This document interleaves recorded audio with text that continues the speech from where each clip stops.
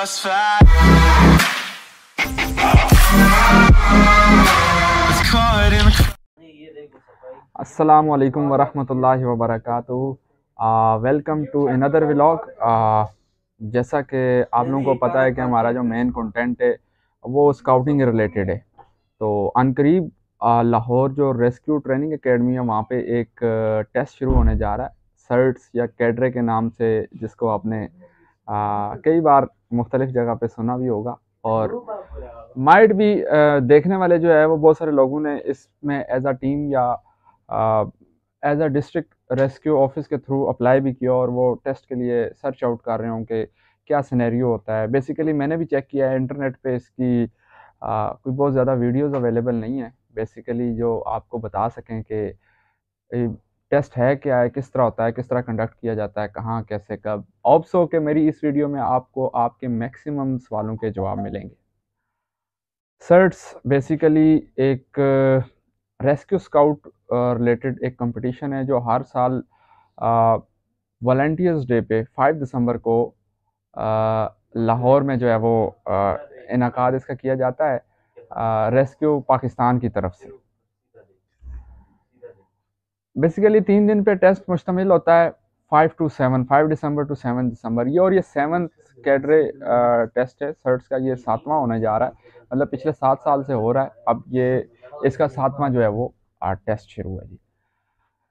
ये हर साल दिसंबर में 5 से 7 दिसंबर तक होता है और किसी टीम को यहाँ पे 2 दिन का टाइम दिया जाता है, किसी को 3 दिन का टाइम दिया जाता है।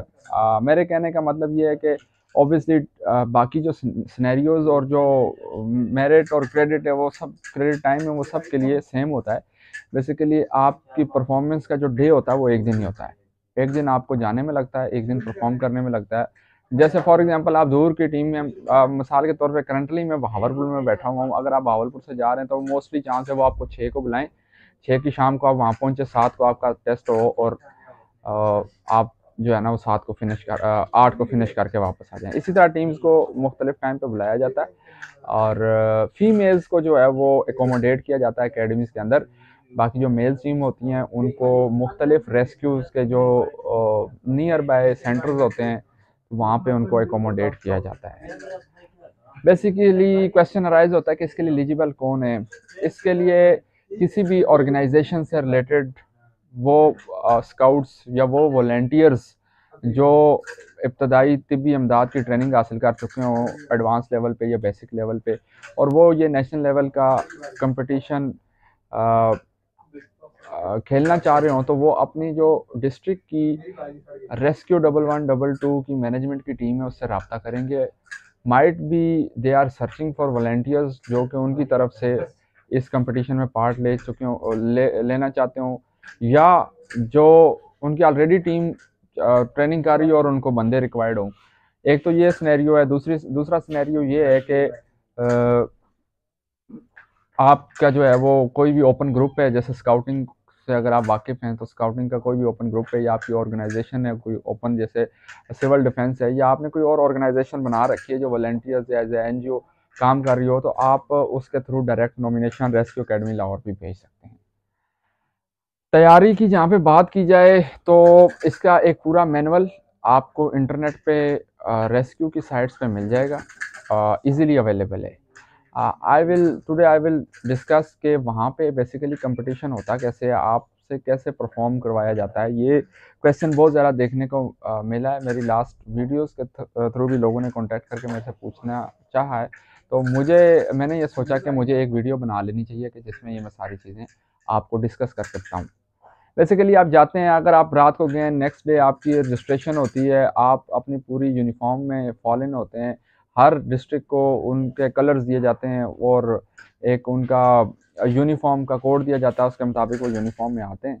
ठीक है जी, आपको आपका टाइम दे दिया जाता है कि इस टाइम आपने परफॉर्म करना है। बेसिकली आपको परफॉर्म करने के लिए 90 मिनट दिए जाते हैं, उसमें डिफरेंट सिनेरियोज करने होते हैं। सिनेरियोज अगर आप देखा हो तो आप अगर रेस्क्यू अकेडमी गए हो लाहौर में, तो वहाँ पे माइट भी आपको मेरी बैक स्क्रीन पे नज़र आ रहा होगा, बहुत बड़ा जो है वो एक ग्राउंड है। वहाँ पे आपको परफॉर्म करने के लिए टीम्स को अलग अलग टीम्स के साथ अंडर ऑब्जर्वेशन परफॉर्मेंस वहाँ पे जारी होती है। इस तरह आपको भी टाइम मिलता है। सबसे पहले आपका जो फर्स्ट एड कंपटीशन इब्तदाई तिबी इमदाद जिसमें CPR, how to tackle patients in emergency situation for first aid, ये वाला आपका सिनेरियो होता है। वो सिनेरियो करने के बाद आप फ़ौरन आपको भेज दिया जाता है बिल्डिंग कोलैप्स की तरफ, जहाँ पे एक सिनेरियो है जहाँ पे एक बिल्डिंग गिरी हुई है और आपने उस बिल्डिंग में सर्च मेथड के थ्रू बंदा भी ढूंढना है। फिर अगर वो किसी छत के नीचे या किसी बड़ी भारी भरकम चीज़ के नीचे आया हुआ तो आपने उसको उस चीज़ के नीचे से रिकवर भी करना है। और उसका ऑब्वियसली एक प्रॉपर मेथड है जो आपको महीना 2 महीना तैयारी करके सीखना पड़ता है। यहाँ ये आपको रेस्क्यू टीम्स बड़े बेहतरीन तरीके से सिखा सकती हैं। सर्च मेथड के बाद आप को जो है वो फायर फाइटिंग के मेथड के लिए रेस्क्यू एकेडमी में ही एक स्विमिंग पूल टाइप, या आप कह सकें कश्ती के चलाने की जो जगह होती है, एक पाउंड होता है, वहाँ पे आपसे फायर फाइटिंग मेथड जो है वो बकेट मेथड और रनर और विदाउट रनर वो मेथड करवाया जाता है। उसके बाद आपसे जो है वो एक सिनेरियो है जिसमें आपने पानी में से अपना बंदा रिकवर करना है। आपने शैलो वाटर उस मेथड को बोला जाता है। आप अपनी टीम के साथ जाते हैं, डिफरेंट तरीके हैं पानी में मूव करने के, पानी के साथ और पानी के अगेंस्ट मूव करने के, तो उस तरीके से जाके आप पानी से। अच्छा, इस मेथड के लिए एक आप चलें टिप्स एंड ट्रिक्स में आपको सारे मेथड्स के एंड पे बताऊंगा। इसके बाद आप को फ्लोटिंग वाटर डिवाइस फेंकने के लिए भी, मतलब इसके भी नंबर्स हैं ऑब्वियसली। आपके पास जो फ्लोटिंग डिवाइस होता है या खाली कैन होते हैं पानी के, या कोई भी चीज़ जिसको आपने एटलीस्ट 15 मीटर तक थ्रो करना होता है, आपके पास रस्सी भी मौजूद होती है। उस 15 मीटर की रस्सी होती है, उसको एक सर्टन डिस्टेंस तक थ्रो करना होता है। इसके अलावा आपकी रेस्क्यू नोट्स 6 टाइप की रेस्क्यू नोट्स होती हैं, जिसमें बो लाइन, डबल बो लाइन, क्लो एच और इस तरह की नोट्स हैं, रीफ नोट। वो आप वहाँ पे लगा के उनको दिखाते हैं। जहाँ पे टिप्स एंड ट्रिक्स की बात की जाए तो सबसे पहले जो मेडिकल इमरजेंसी का मेथड है उसमें मैं, क्योंकि ये सर्च कंपटीशन ऑलरेडी इसमें हिस्सा ले चुका हूँ, तो आई विल सजेस्ट यू कि अपना लीडर वो वाला बंदा बनाएं कि वो जो बहुत ही ज़्यादा शातिर और चालाक हो। हर टीम में एक बंदा होता है जो बोलता ज़्यादा काम कम करता है। आई विल सजेस्ट यू कि आप उसको लीडर बना दें। उससे ये कि लीडर ने इस पूरे सिनेरियो में बहुत कम लीडर ने इन्वॉल्व होना होता है। सिनेरियोज में बेसिकली काम उसकी टीम कर रही होती है। हाँ, लीडर को बोलना आना चाहिए और लीडर लाउड हो। सिर्फ लीडर नहीं, पूरी टीम लाउड हो। आपके एक्शन से ज़्यादा आपकी ज़ुबान आपका साथ दे सकती है इस सर्च कंपटीशन में। आप CPR कर रहे हैं, आप प्रॉपर काउंटिंग करें 1 2 3 4। आप किसी को आपने उठाना है तो 1 2 3, आपका इतना लाउडर हो के जो आपको ऑब्जर्व कर रहा है उसकी अटेंशन आपकी तरफ होनी चाहिए कि यार ठीक है, यहाँ पे एक सिनेरियो हुआ। आप जितना ऑब्जर्वर्स को अपने साथ एंगेज रखेंगे, ये इतना आपके लिए बेनिफिशियल रहेगा। ये तो होगी मेडिकल सिनेरियो की ट्रिक्स। आप मतलब कि इसमें एक और चीज़ है, आपने पैनिक नहीं होना, क्योंकि सबसे पहला सिनेरियो होता है, सबसे टफ सिनेरियो है। आपने इसको बिल्कुल आराम से करना है, आपने घबराना नहीं है। आप बाहर के लोग आपको देख रहे होंगे, उनसे आप कोशिश करें कम इंटरेक्ट करें। आप अपने जो है वो चीज़ों को देखें कि आप प्रॉपर कर रहे हैं कि नहीं कर रहे हैं, क्या चक्कर है, सारा आपने उस पर फोकस करना है। बाकी जो सर्चिंग मेथड में आप जाते हैं, उसमें एक चीज़ है कि वहाँ पे जहाँ पे आपसे मेथड करवाया जाता है, बेसिकली वहाँ पे बिल्डिंग्स बहुत सारी कोलैप्स हुई है। मतलब कि एक वो सिनेरियो लिटरली वही बनाया गया कि यहाँ पे बहुत सारे बड़े बड़े आप स्लैब्स देखेंगे पड़े हुए होंगे, ब्लॉक्स, पत्थर वगैरह। उसमें अपनी आप जो टीम है ये मेडिकल वाला करके थकी होती है, आपको टाइम नहीं दिया जाता। विद इन 1 मिनट आपने अगले सिनेरियोज पे पहुंचना होता है। वहाँ पे जाके आपने जो एरिया कॉर्डन ऑफ करना है, एरिया कॉर्डन ऑफ ध्यान से करें। आप उसमें कन्फ्यूजन का शिकार ना हो। एरिया बहुत बड़ा होता है, उसको आपने देख के कॉर्डन ऑफ करना होता है। उसके बाद सर्चिंग मेथड में आपका जो साथी है वो बात का बिल्कुल बैक साइड पे चला जाता है, इवन कि आपको नज़र भी नहीं आ रहा होता, तो आप लाउडर होने चाहिए सर्चिंग मेथड में। उसके बाद आप रुके ना, आप क्योंकि एक दूसरे से बहुत दूर होते हैं, कम्युनिकेशन गैप आता है, आपको लगता है कि शायद मैंने बात बोली है, अगले ने सुनी नहीं। आपने रुकना नहीं, आपने अपना टाइम ज़ाया नहीं करना, आपने लाउडर रहना। आपने अपने जो आपको डायरेक्शंस दी गई हैं वो पूरी करनी है, और उसके बाद आपने एरिया कॉर्डन ऑफ करके वापस आके अगले मेथड पे जाना है। जो लोड लिफ्टिंग का मेथड है, उसमें सबसे पहले तो ये एक ऐसा मेथड है जिसमें आपने सेफ्टी लाजमी अपनी बरकरार रखनी है। आप सेफ्टी नहीं रखेंगे, एक भी आपका क्रिपर्स या लिफ्टर कोई भी अगर आप इंजर्ड होता है तो वो पूरी टीम पे उसका इम्पैक्ट आता है। एक तो ऑब्वियसली साथ वाले भी डरते हैं, दूसरी बात ये है कि वो एक आप रियल में एक लोड लिफ्ट कर रहे होते हैं। बस क्रिपर्स जो है वो क्रिब्स लगाते हैं कैसे हैं, निकालते कैसे हैं, ये ऑब्जर्वर बड़ा क्लोजली देखते हैं। और लिफ्टर्स का स्टेमिना क्या है, लिफ्टर्स की एनर्जी क्या है, ये भी बहुत क्लोजली ऑब्जर्व की जाती है, ठीक है।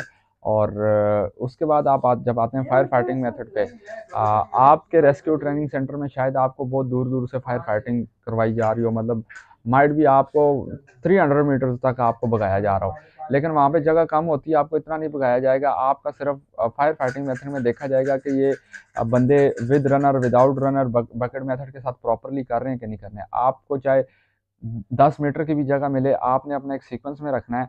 आपने मेडिकल में अपना टाइम बचाना है, आपने सर्चिंग मेथड में अपना टाइम बचाना है। ये दो मोस्ट टाइम कंज्यूमर सिनेरियोज हैं जिसमें आप जो है ना अपना बहुत सारा टाइम ज़ाया करते हैं। यहाँ पे आपने अपना टाइम सेव कर लिया या विद इन टाइम अपना काम कर लिया, आप सारे काम कर लेंगे। थर्ड जो पानी वाला होता है वो वैसे टाइम कंज्यूम, आपको टाइम दे के काम करना पड़ा। उसमें एक ट्रिक है कि कोई भी आपका ऑब्जर्वर आपको नीचे जाके आपके पाँव नहीं देख रहा होता कि आपके पाँव कैसे चल रहे हैं, आप कैसे आ रहे हैं। आप में से कुछ छोटे कद वाले भी होंगे जो आप चले जाएंगे अंदर, लेकिन आप कहेंगे कि यार पाँव नहीं लग रहे, आपको मुश्किल हो रही होगी पानी में मूव करते हुए। आप अगले साथी के ऊपर जो हाथ रखा होगा उसको प्रॉपरली रखें, अपने आप को हल्का हल्का जंप करते रहें वाटर में, और दैट्स इट, आपका वो भी हो जाएगा। ये आपके सिनेरियोज हैं। उसके बाद आपको नेक्स्ट डे आपकी अनाउंसमेंट होती है, जितने भी वो सारे लाइनअप होते हैं, आप लोग अपने मार्च पास करते हैं। ये तमाम सिनेरियोज होप्स हो कि मेरी इस वीडियो से आपको बहुत सारी इन्फॉर्मेशन मिली होगी। अगर वाकई कोई इन्फॉर्मेशन मिली आपको, आपके किसी काम आएगी इंशाल्लाह या आ रही है, तो मेरे चैनल को लाइक और सब्सक्राइब ज़रूर करें for more information video. Thank you very much. Allah हाफ़िज़।